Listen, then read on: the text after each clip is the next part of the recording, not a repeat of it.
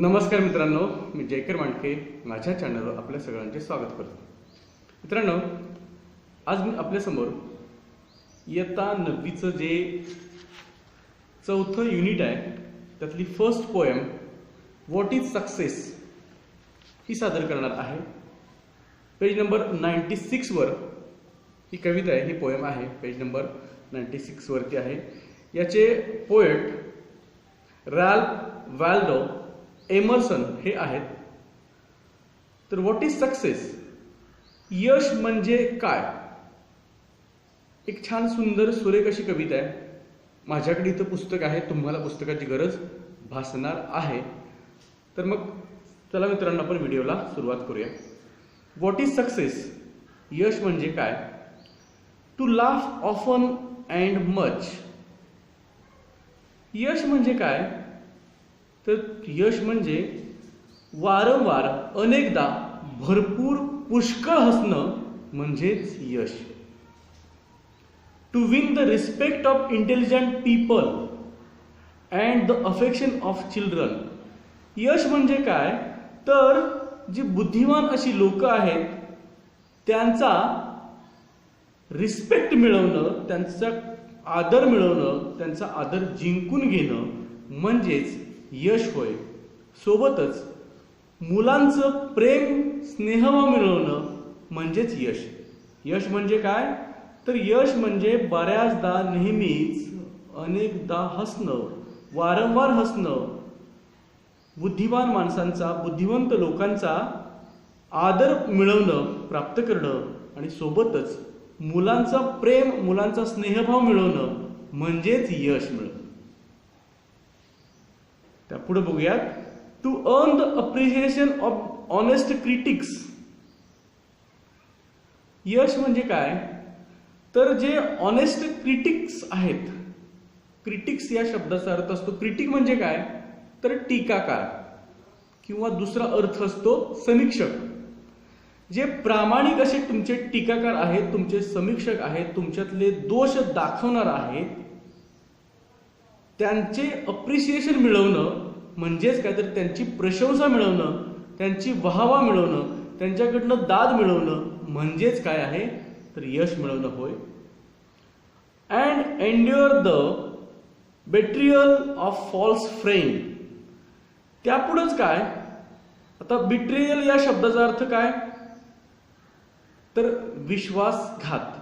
इथं आहे बघा, बिट्रियल या शब्दाचा अर्थ आहे डिसेप्शन किंवा चीटिंग. एन्ड्युअर या शब्दाचा अर्थ टॉलरेट, पुट अप विथ.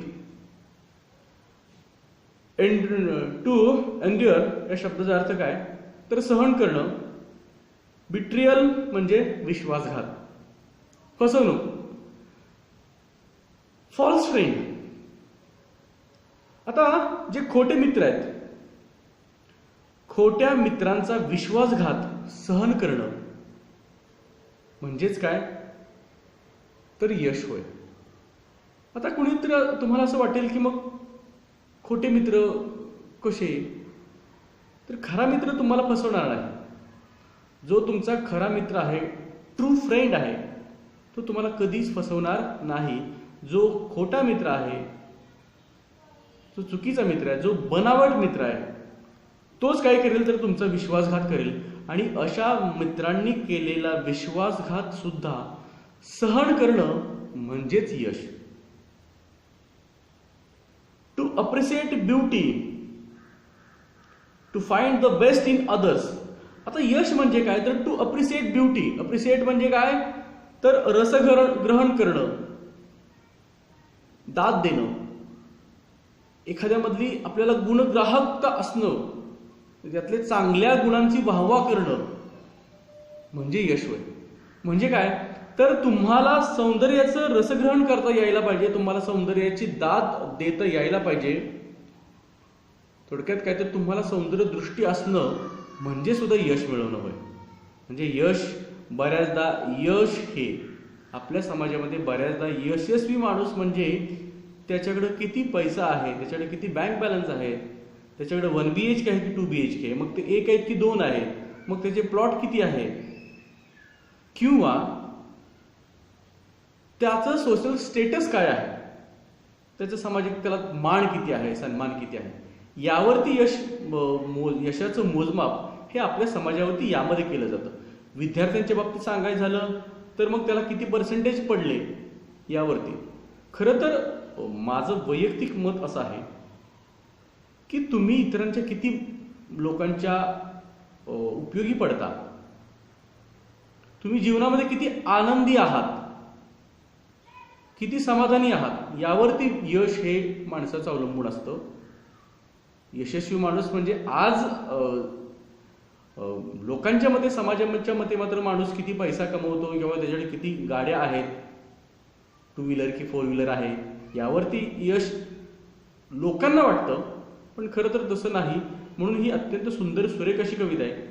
तुम्ही वारंवार जर आनंदात असाल, हसत असाल, भरपूर आनंदात असाल, तुम्हाला बुद्धिवंतांचा तुम्हाला जर का रिस्पेक्ट मिळत असेल, तुम्हाला मुलांचं प्रेम मिळत असेल, तुम्हाला जे तुमचे टीकाकार आहेत, तुमच्यावरती तुमचे दोष बघणाऱ्या सुद्धा माणसांनी तुमची जर का प्रशंसा केली असेल, तर मग खऱ्या अर्थानं तुम्ही यशस्वी झाला असं मानता येईल. अजून काय तर तुमच्या खोट्या मित्रांनी तुमचा विश्वासघात केला आणि ते तुम्ही सहन केलं. तुमच्या मित्रांनी तुमचा विश्वासघात केला आणि ते तुम्ही सहन केलं, तर तुम्ही खऱ्या अर्थानं तुम्ही यशस्वी झालेला आहात. आणि सोबतच काय तर तुम्ही जर का सौंदर्याला दाद देत असाल, म्हणजे सौंदर्य दृष्टी, तुम्ही सौंदर्याकडे एका रसिकतेनं पाहत असाल, तर तुम्ही खऱ्या अर्थाने यशस्वी झाला असं मानता येईल. To find the best in others. आता बऱ्याचदा आपल्याला एक सवय असते की आम्ही इतरांमधले फक्त दोष पाहत असतो बऱ्याचदा. म्हणजे तर दुसऱ्यातले दोष पाहणं म्हणजे यशस्वी झालं असं नाही.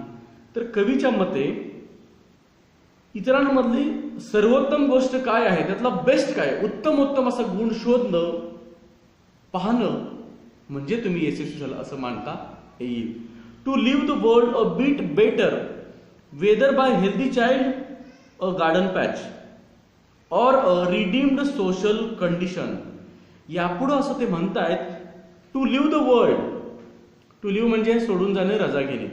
म्हणजे बघा, ज्या वेळेला तुम्ही हे जग सोडून जाणार आहात, या जगाची तुम्ही रजा घेणार आहात किंवा हे जग तुम्ही सोडणार आहात, त्यावेळेला तुम्ही काही अंशी ते चांगलं, बेटर, अ बिट, तुकडा आहे का त्या लहानचं, किंवा काही अंशी ते जग चांगलं करून तुम्ही सोडून जा.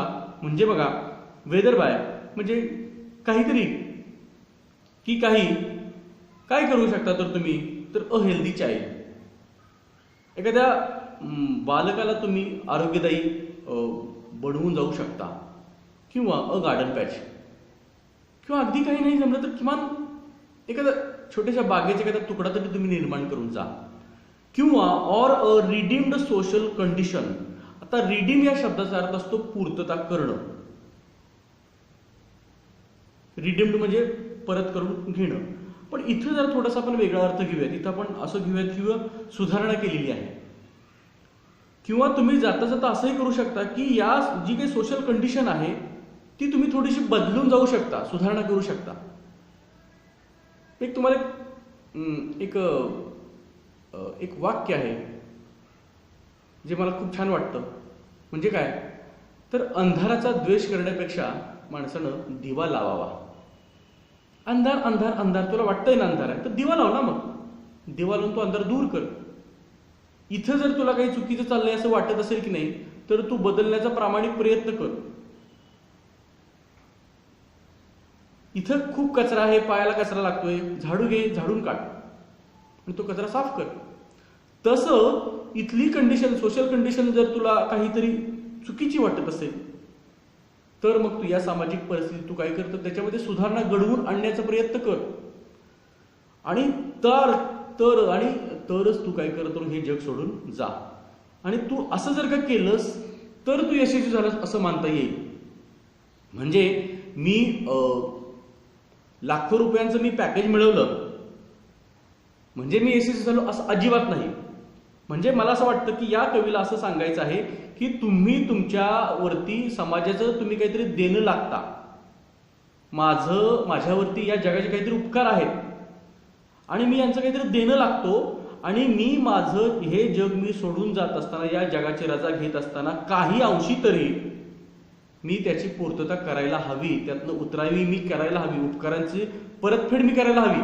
मग मी काय करू शकतो? तर मी एखाद्या मुलाला मी हेल्दी बनवू शकतो, आरोग्यदायी बनवू शकतो, किंवा मी एखाद्या बागेचा तुकडा सुद्धा मी बागेचा एखादा छोटासा जमिनीचा एखादा भाग बनवून मी तिथं बाग लागवू शकतो.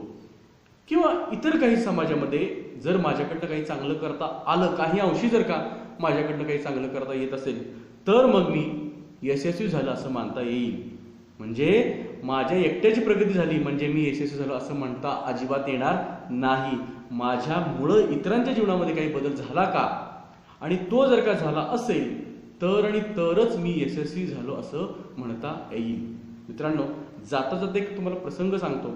महात्मा गांधींनी अल्बर्ट आइन्स्टाईन यांना एका पत्रात असं कळवलेलं होतं की ज्या वेळेला तुम्ही तुमच्या शोधातून समाजातल्या शेवटच्या थरातील माणसाला काहीतरी फायदा होईल, त्यावेळेला खऱ्या अर्थानं तुमचा शोध हा यशस्वी झाला असं माना.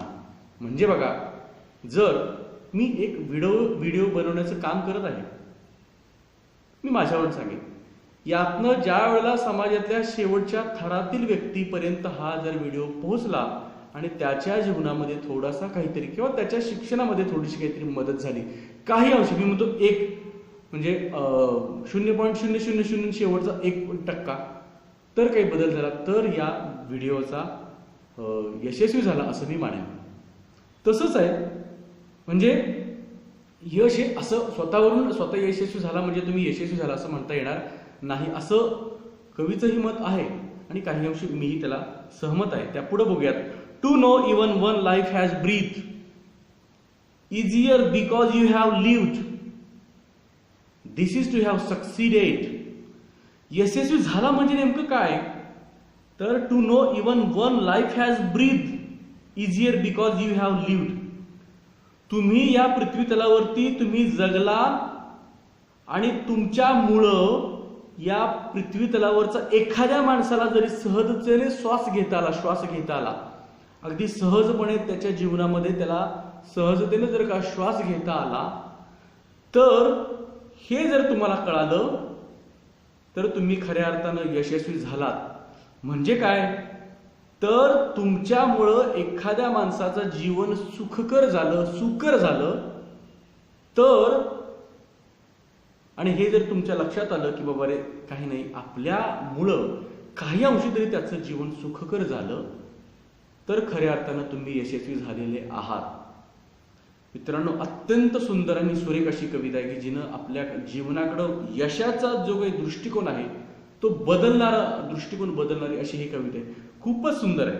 म्हणजे आज आपण इतके स्वार्थी झालेलो आहोत की आपण आपलं कुटुंब, मी, माझं घर, माझं कुटुंब आणि माझ्या भोवतालची माणसं, एवढ्यात आम्ही इतके आत्ममग्न झालेलो आहोत की आम्हाला इतरांचं काय चाललं हे बघायला वेळ नाही. आणि बऱ्याचदा माणसांना वाटतं की मी, माझ्याकडे पैसा कमी आहे मग मी अयशस्वी आहे, तर अजिबात नाही. तुमच्या यशस्वीतेचं गमक काय आहे? तर तुमच्यामुळं किती जीवनाच्या किती लोकांच्या जीवनामध्ये आनंद निर्माण झालेला आहे, तुम्ही किती लोकांना उपयोगी पडत आहात, यावरून तुमचं यश ठरतं. मित्रांनो, तर यश म्हणजे नेमकं काय? तर खरोखरच तुमचा माझा सगळ्यांचाच यशाकडे बघण्याचा दृष्टिकोन बदलणारी अशी ही कविता आहे. तर मला जेवढं शक्य होतं तेवढं मी माझ्यापर्यंत तुम्हाला सांगण्याचा प्रयत्न केलेला आहे.